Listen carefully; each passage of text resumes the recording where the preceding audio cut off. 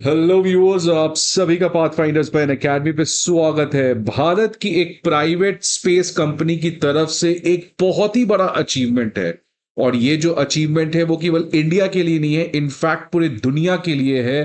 Because दुनिया का पहला commercial which means private sector के द्वारा लॉन्च किया गया स्पेस सर्वेलेंस सैटेलाइट ये फाइनली ऑपरेशन में आ चुका है on this very Saturday. So ये भारत के स्पेस सेक्टर का एक तरीके से one of the kind space X moment है। बिकॉज भारत प्राइवेट स्पेस सेक्टर में अभी बहुत पीछे है। ऑलरेडी इसरो तो एक इनक्रेडिबल जॉब कर रहा है, कंसिडरिंग एक लिमिटेड बजट में जिस तरीके से भारत के साइंटिस्ट्स नए नए आविष्कार कर रहे हैं, नए नए अचीवमेंट्स प्रयास कर रहे हैं, दैट इज इनक्रेडिबल।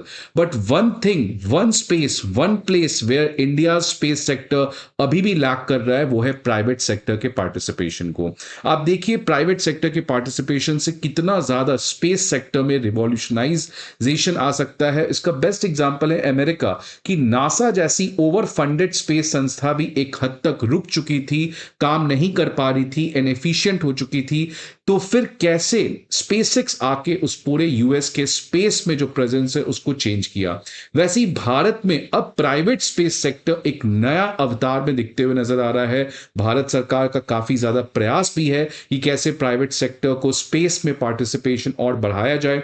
और उसी का नतीजा है कि दिगंतारा कमीशंस करके एक बैंगलोर की प्राइवेट स्पेस कंपनी ने एक रिमार्केबल अचीवमेंट प्राप्त किया है, जिससे ना केवल इंडिया को बेनिफिट पहुंचेगा बट दुनिया के तमाम कंट्रीज को पहुंचेगा फायदा इसका। अब न्यूज देखिए क्या आ रहा है कि वर्ल्ड की पहली कमर्शियल स्पेस सर्वेलेंस सैटेलाइट जिसकी इतनी ज्यादा कैपेबिलिटी है कि पूरे दुनिया में, पूरे स्पेस में अगर कोई भी ऑब्जेक्ट, वो चाहे 5 सेंटीमीटर से भी छोटा क्यों ना हो, अगर वो अर्थ के अराउंड ऑर्बिट कर रहा है तो इसको वो ट्रैक कर सकता है। तो बेसिकली स्पेस सर्वेलेंस सैटेलाइट का मतलब कि स्पेस में जितने भी ऑब्जेक्ट्स हैं और वो ऑब्जेक्ट्स चाहे 5 सेंटीमीटर जितने छोटे क्यों ना हो, और वो वैसे जितने भी ऑब्जेक्ट्स जो अर्थ के अराउंड ऑर्बिट कर रहे हैं, for example these are the objects, इनको ये ट्रैक कर सकता है। सो ये वर्ल्ड का पहला स्पेस सर्वेलेंस सैटेलाइट है जिसको प्राइवेट सेक्टर ने लॉन्च किया है। So that is a really important achievement. आप देख सकते हैं ये कंपनी जो है इसका नाम है दिगंतारा, और कई समय से दिगंतारा इस चीज को प्रयास कर रही थी। इनफैक्ट लास्ट ईयर दिगंतारा को एक बड़ा फंडिंग भी मिला था $10 मिलियन का, जहां पर वो स्पेस सिचुएशनल अवेयरनेस को बढ़ाना चाहती थी। मतलब स्पेस में जो भी चीजें चल रही हैं, जो भी गतिविधियां हो रही हैं, उसमें हमें अवेयरनेस बढ़ सके। और उसी का नतीजा है कि अब ये जो हमारा स्पेस सैटेलाइट है जो अर्थ के अराउंड जितने भी छोटे छोटे ऑब्जेक्ट्स घूम रहे हैं उनको ये डिटेक्ट कर सकती है। तो अब इसमें देखिए कि ये पर्टिकुलर चीज क्या है कि जो दिगंतारा है उसने स्पेस सर्वेलेंस सैटेलाइट को 14 जनवरी को लॉन्च किया था।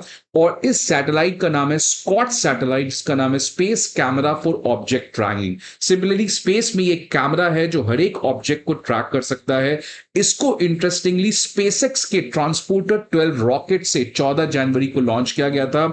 इसको अब एक सैटेलाइट, इस सैटेलाइट को एक ऑर्बिट में प्लेस किया गया है और फाइनली इसने पहला इमेज भी रिलीज किया है ऑन दिस सैटरडे। सो इस सैटरडे को Digantara has finally achieve the objective जिसके लिए वो कई समय से प्रयास कर रही थी। अब ये जो हमारा सैटेलाइट है जिसका नाम है space camera for object tracking, इस सैटेलाइट को हमने सन सिंक्रोनस ऑर्बिट में प्लेस कर दिया है।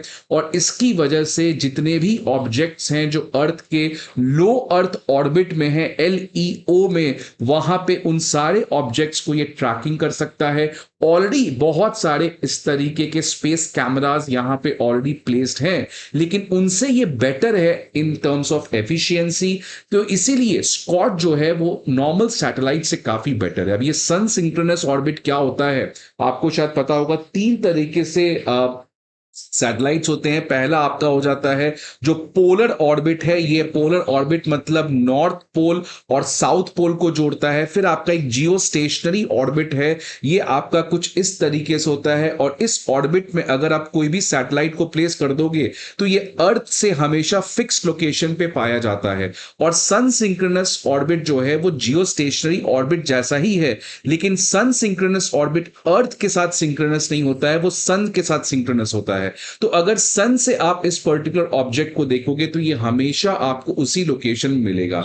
क्योंकि ये जो सैटेलाइट है ये सन सिंक्रोनस ऑर्बिट में प्लेस है, इसकी वजह से इसकी एक्यूरेसी काफी बेटर हो जाएगी in terms of tracking objects in LEO. तो आज इन्हीं सब चीजों को डिटेल में हम समझने का प्रयास करेंगे स्टूडेंट्स। बट आगे बढ़ने के पहले एक बहुत ही इंपॉर्टेंट इंफॉर्मेशन आप सभी के लिए कि Unacademy IAS previous year questions, current affair magazines और प्रीलिम्स मॉक टेस्ट्स के पीडीएफ आप सभी के लिए लेके आया है। ये सारे पीडीएफ्स आपको अब हमारे वीडियो के डिस्क्रिप्शन बॉक्स पे दिए गए लिंक पर मिलेंगे। इसके अलावा आपको कोई भी इंफॉर्मेशन चाहिए, गाइडेंसशिप, मेंटोरशिप चाहिए, तो आप इस नंबर पर कॉल करिए, या नहीं तो आप हमारे किसी भी ऑफलाइन सेंटर पे प्रयागराज, कलोरबाग, मुखर्जी नगर और पटना ऑफलाइन सेंटर पे आप हमें विजिट कर सकते हैं। अब इसकी क्यों सिग्निफिकेंस है? इसकी सिग्निफिकेंस इसीलिए है बिकॉज अगर हम देखें अभी तो अर्थ की जो ऑर्बिट है, सपोज ये मान लीजिए अर्थ है और ये अर्थ के सामने एक ऑर्बिट है, इसमें लगभग 7.5 लाख ऐसे ऑब्जेक्ट्स हैं जो 1 सेंटीमीटर से बड़े हैं। तो 1 सेंटीमीटर से बड़ा ऑब्जेक्ट होना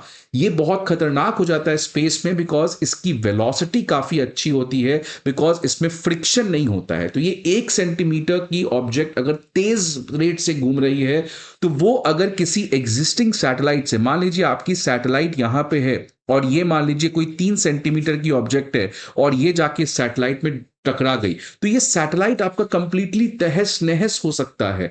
तो इसकी वजह से ये जितने भी डेबरीज हैं, जो कचरे हैं स्पेस में घूम रहे हैं, इनको डिटेक्ट करना बहुत जरूरी है अगर हम अपने सैटेलाइट्स को बचा सकते हैं। तो आज क्योंकि स्पेस में डेबरीज बढ़ गया है, रिसेंटली आपने देखा किस तरीके से इलॉन मस्क की स्पेसएक्स की रॉकेट जो है स्टारशिप, वो कोलैप्स कर गई स्पेस में, और इस तरीके के पूरे डेबरीज जो हैं वो कैरिबियन में गिर चुके थे। तो स्पेस डेबरीज की वजह से हमारे सैटेलाइट्स के ऊपर बहुत बड़ा नुकसान पहुंचता है, और अगर स्पेस डेब्रिस छोड़ दे तो जो बड़े बड़े हमारे इस तरीके के ऑब्जेक्ट्स हैं, जो एस्टेरॉइड्स हैं जो घूम रहे हैं, इनको भी डिटेक्ट करना बहुत जरूरी है। आपको पता है कि इसी साल मैंने एक वीडियो बनाया था जिसमें बताया गया था कैसे नासा के साइंटिस्ट्स ने एक चीज पता किया कि एक बहुत बड़ा एस्टेरॉइड वो अर्थ को हिट कर सकता है, वो सैटेलाइट छोड़िए अर्थ के साथ ही कोलाइड कर सकता है, और इसका इंपैक्ट जो है वो इंडिया पे सिग्निफिकेंटली हो सकता है। तो इसीलिए स्पेस सिचुएशनल अवेयरनेस आज एक बहुत ही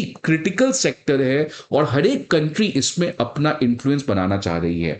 अब बात आता है कि स्पेस सेक्टर इन जनरल जो है वो आने वाले समय में एक बहुत इंपॉर्टेंट सेक्टर होगा। आप देखिए कल ही न्यूज आया था कि जितेंद्र सिंह जो भारत के यूनियन मिनिस्टर हैं, उन्होंने कहा कि स्पेस सेक्टर आने वाले समय में $44 बिलियन होगा।